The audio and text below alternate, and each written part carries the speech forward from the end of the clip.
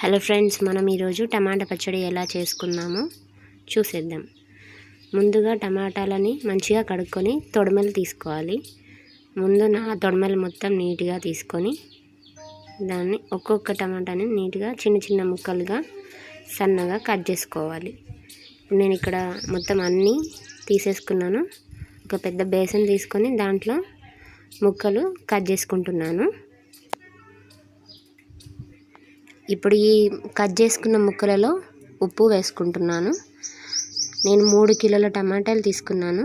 ఆ లెక్కతో 2 పావుసెర్ల ఉప్పు, అంటే మనం రుచి చూసుకుంటూ వేయాలి. ఇక్కడ కిలోకి పావుసెర్లాగా 3 కిలోలకి 3 పావుసెర్ల ఉప్పు వేసుకోవాలి. ఉప్పు వేసుకొని బాగా కలపెట్టుకోవాలి. ఇందులోనే కొంచెం పసుపు కూడా వేసుకొని కలపెట్టి ఈ కలబెట్టిన మిశ్రమాన్ని ఒక గిన్నెలోకి స్టోర్ చేసుకోవాలి. ఇది నేను పొద్దున 10 గంటలకు చేస్తున్నాను. రేపు పొద్దున 4 గంటల వరకు ఇలానే మంచిగా నానబెట్టుకోవాలి, అంటే ఊరనివ్వాలి ఈ ముక్కలని. ఇప్పుడు ఈ 4 గంటలకు లేచి ఈ ఊరిన ముక్కలని అంటే బాగా పిసికి సపరేట్ బౌల్లోకి తీసేసుకుంటున్నాను. ఇలా మంచిగా చేయితో పిండుకుంటూ ఆ ముక్కలన్నీ సపరేట్ బౌల్లోకి తీసుకోవాలి.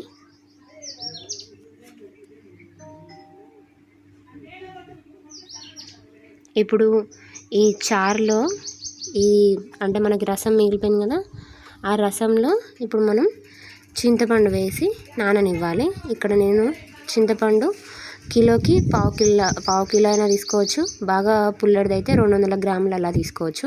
ఇక్కడ నేను 200 గ్రాములు తీసుకుంటున్నాను. కొంచెం అది పుల్లగా ఉంది. సో కిలోకి 200 గ్రాముల చింతపండు తీసుకొని ఇలా ఈ రసంలో నాననిచ్చుకోవాలి, అంటే నానబెట్టాలి.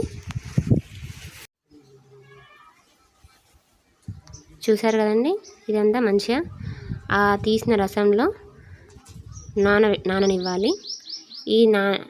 ఇదంతా పక్కన పెట్టుకోవాలి. ఇంకా మనం మంచిగా నానబెట్టుకొని ఇప్పుడు ఈ నానిన మిశ్రమాన్ని సాయంత్రం రోట్లో వేసుకొని రుబ్బుకోవాలి. ముందుగా నేను ఈ చింతపండును వేసి రుబ్బుతున్నామండి. బాగా రుబ్బుకోవాలి, మంచిగా మెత్తగా అవ్వాలి. అలాగే వెల్లిపాయలు 1/2 కిలో దాకా ఎల్లిపాయలు తీసుకుంటున్నామండి. అందులోనే కొంచెం ఉప్పు వేసి కూడా రుబ్బాలి. తర్వాత టమాటాలు వేసి రుబ్బుకోవాలి. ఇందులోనే కొంచెం కారం కూడా వేసి రుబ్బాలి రుబ్బేటప్పుడే.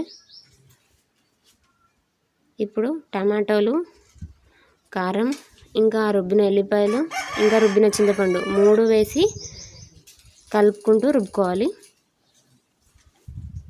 మొత్తం కలిపామండి, అంతా రుబ్బడం అయిపోయింది. ఇలా మన టమాటా పచ్చడి తయారైపోయింది. ఇలా మంచిగా రుబ్బాలి అంతా కలిసేటట్టు.